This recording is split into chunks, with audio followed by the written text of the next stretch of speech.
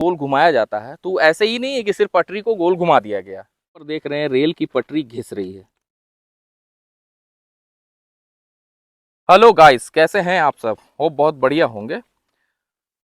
मेरे बहुत सारे वीडियो में एक कमेंट लगातार आता रहता है कर्व के बारे में। कर्व क्या होता है? सपोज आप मान लो किसी ट्रेन में जा रहे हो, आप पिछली बोगी में हो, तो कभी कभी ऐसा होता है कि खिड़की से आप देखते हैं तो सामने आपको इंजन दिखाई देता है, या आप आगे हो तो पीछे आपको लास्ट वाली बोगी जो है वो भी दिखाई देती है। वो क्यों दिखाई देती है? क्योंकि ट्रेन जो है उस वक्त किसी कर्व से गुजर रही होती है। ये मेरे पीछे देख रहे होंगे, यही कर्व है। तो आज इसके बारे में डिस्कस करेंगे। 4 पॉइंट्स मैंने इसके लिए बना करके रखे हैं। तो वीडियो शुरू करने से पहले एक छोटा सा रिक्वेस्ट कर लेते हैं कि अगर आप वीडियो ज़रा सी भी आपको इन्फॉर्मेटिव लगे तो प्लीज़ लाइक और सब्सक्राइब ज़रूर करना। एक लाइक और सब्सक्राइब से बहुत सारा मोटिवेशन मिलता है इस तरह की वीडियो बनाने में। तो चलिए आज का वीडियो शुरू करते हैं। हेलो, मेरा नाम है रोहित और आप देख रहे हैं रोहित कर ब्लॉग्स। चलिए वीडियो शुरू करते हैं। वीडियो स्टार्ट करने से पहले मैं आपको दिखा देता हूँ कि कर्व होता कैसा है, उसकी डिज़ाइनिंग क्या होती है, वो कैसा दिखता है। तो चलिए पहले ड्रोन से आपको दिखाते हैं कि कर्व होता कैसा है।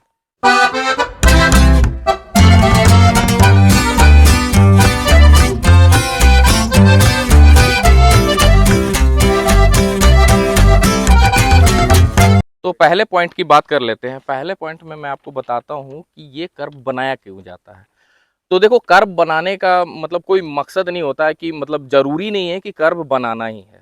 रीज़न होता है, अब जैसे मान लीजिए ए से बी पॉइंट तक जाना है और अगर सीधा ट्रैक बीत जाए तो अति उत्तम। लेकिन मान लो ए से सी पॉइंट पे जाना है बी को कनेक्ट करते हुए, तो वो कर्वनुमा आकृति बन ही जाएगी। या फिर किसी पहाड़ को, किसी बहुत बड़े एरिया को बाईपास करना है, उसके लिए भी कर्व कर्व ऑटोमेटिक बन जाता है ताकि वहाँ से हम बाईपास होकर के निकले। मान लो कि जिस तरह से किसी नदी को पार करना है और ऊपर एक ब्रिज बनाया जाता है, बस उसी तरह का कुछ इंतज़ाम होता है कर्व।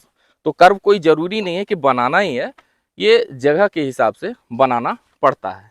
अब बात करते हैं दूसरे पॉइंट की। दूसरा पॉइंट बहुत ही ज़बरदस्त है। बहुत छोटा सा पॉइंट है कि ये जो ट्रैक हम लगाते हैं, इतना लंबा रेल होता है, इसको आखिर हम मोड़ते कैसे हैं?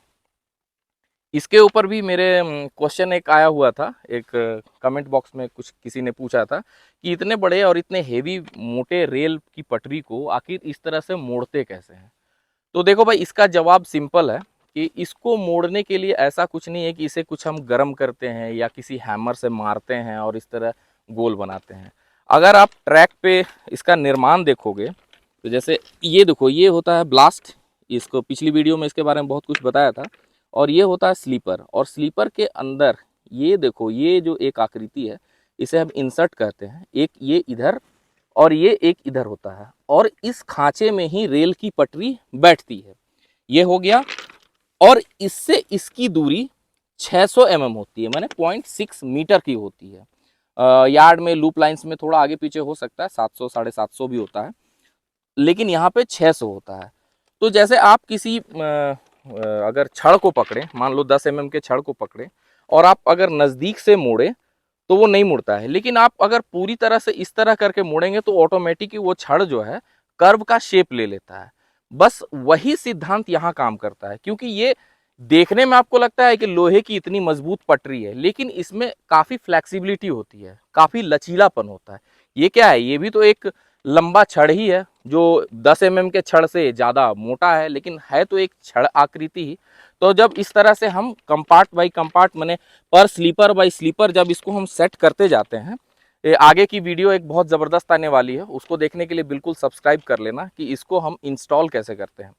तो इसको जब हम बीटर से, साबल से या लोहे के छड़ से बिठाते हैं, ऐसे मशीन वगैरह से भी बिठाया जाता है, तो किस तरह से इसी में लगातार वो खांचे में बैठता चला जाता है और रेल ऑटोमेटिक पटरी जो है वो सीधी हो जाती है।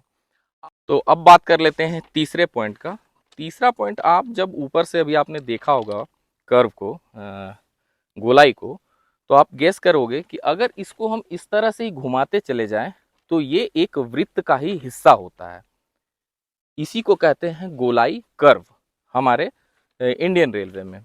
तो इसमें बहुत सारी चीज़ें होती हैं, जैसे घूमा किस तरह से, इसमें डिग्री कितना है और बहुत सारी चीज़ें होती है। इसमें एक मेन फैक्टर होता है एक दो, उसके बारे में डिस्कस कर लेते हैं। बहुत सारी चीज़ें दोस्तों छोड़नी पड़ जाती हैं क्योंकि टाइम का प्रेशर रहता है कि वीडियो छोटी भी बनानी है। तो खैर चलते हैं वीडियो की ओर। तो इसमें क्या होता है कि आप जब देखते हो कि ट्रैक को गोल घुमाया जाता है तो ऐसे ही नहीं है कि सिर्फ पटरी को गोल घुमा दिया गया, उसके सारे साथ बहुत सारी चीज़ें होती हैं, जिसमें एक होता है कि अगर आप गोल गोल दौड़ते हो तो, और कोई अगर किसी के हाथ को पकड़ के गोल गोल दौड़ते हो और अगर आप हाथ छोड़ते हो तो क्या होता है, आप बाहर गिर जाते हो। ये पढ़े होगे बचपन में। इसको कहा जाता है अपकेंद्रीय बल, और एक होता है अभिकेंद्रीय बल। तो यहाँ पर अपकेंद्रीय बल और अभिकेंद्रीय बल को, मतलब सेंट्रीफ्यूगल फोर्स और सेंट्रीपिटल फोर्स को इक्वल करने के लिए इन दोनों ट्रैक में कुछ कमाल किया जाता है। कमाल क्या किया जाता है, अगर आप नीचे से देखें, आप नीचे देख लें तो ये ट्रैक जो है इस ट्रैक के बनिस्पत में नीची है। आप ये ट्रैक जो है थोड़ी सी ऊंची है और ये ट्रैक नीची है। इसको मैं गेज मीटर से आपको दिखाता हूँ। अब ये ट्रैक ऊपर है और ये नीचे है, इसको दिखाने के लिए, इसको प्रूफ करने के लिए आपको मैं गेज मीटर से आपको दिखाता हूँ। ये देखिए, ये दोनों की दूरी जो होती है 1676 mm होती है, उसको इसके द्वारा नापा जाता है। इसमें मतलब लेवल, घर में आपने जैसे टीवी वगैरह सेट कराते हैं तो कैसे लेवल आपके पास होता है, वही वही चीज़ है, बस जस्ट समझ लो। ये हो गया। तो इसके बनिस्पत 140 इधर लो है। तो ये लो क्यों होता है और हाई क्यों होता है ये तो आप समझ गए होंगे। सेंट्रीफ्यूगल फोर्स को का प्रभाव कम करने के लिए बाहर वाली रेल को, आउटर रेल को थोड़ा इसके बनिस्पत ऊंचा किया जाता है। अभी जैसे पर्टिकुलर जिस गोलाई में, जिस कर्व में मैं खड़ा हूं, ये 5 डिग्री का कर्व है। तो इसमें मान लीजिए कि 95 या फिर 95 किलोमीटर पर आवर की स्पीड से ट्रेन चल सकती है ना।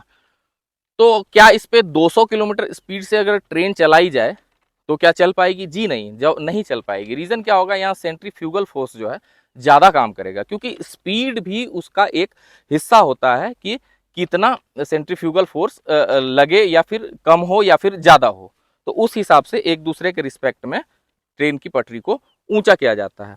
और इसमें एक और इंटरेस्टिंग पॉइंट, आपको मजा आएगा शायद सुन करके या समझ में आएगा, उसके बारे में डिस्कस कर लेता हूँ। अगर यहाँ पर कई बार अगर डिरेलमेंट होता है, व्हील जो है गिर गया, तो उसके पीछे सिर्फ यही फंडा नहीं होता, इसमें एक और चीज होता है कि मान लीजिए कोई माल गाड़ी आ रही है, मतलब गुड्स आ रही है, गुड्स में मान लो सीमेंट की बोरी लोड है। अब क्या होगा कि अगर वन साइडेड सीमेंट की बोरी लोड कर दी जाए तो उसका वेट जो है इस साइड ज्यादा होगा, तो भी यहाँ पर सेंट्रीफ्यूगल फोर्स ज्यादा काम करेगा, इधर का व्हील जो है उठ जाएगा ऊपर और गाड़ी जो है पलट जाएगी बाहर। तो ये एक छोटा सा इंटरेस्टिंग पॉइंट था, तो सोचा आपके साथ शेयर करूं। अब आ जाते हैं आखिरी पॉइंट पे, इसका मेंटेनेंस, रख रखाव कैसे करते हैं। तो अभी आप अगर नज़दीक से देखें तो यहाँ पर देख रहे हैं रेल की पटरी घिस रही है ना।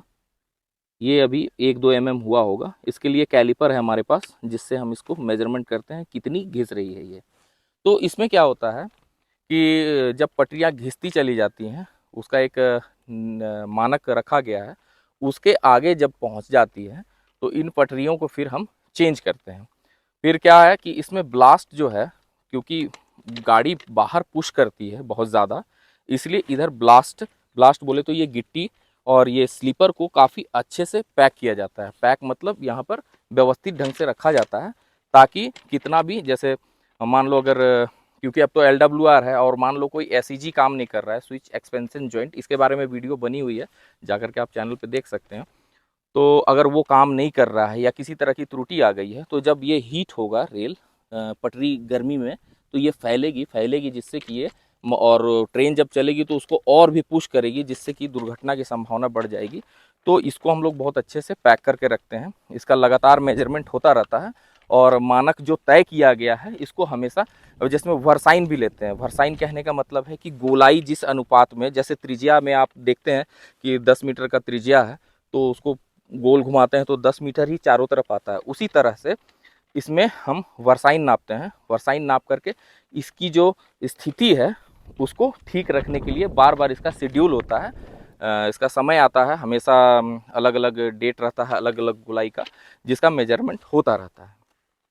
तो वीडियो छोटी रखने के लिए थोड़े बहुत कुछ पॉइंट्स मैंने काट दिए हैं। होप शायद किसी अगली वीडियो में बात करेंगे इसके बारे में। तो चलिए मिलते हैं अगली वीडियो में, तब तक के लिए बाय बाय।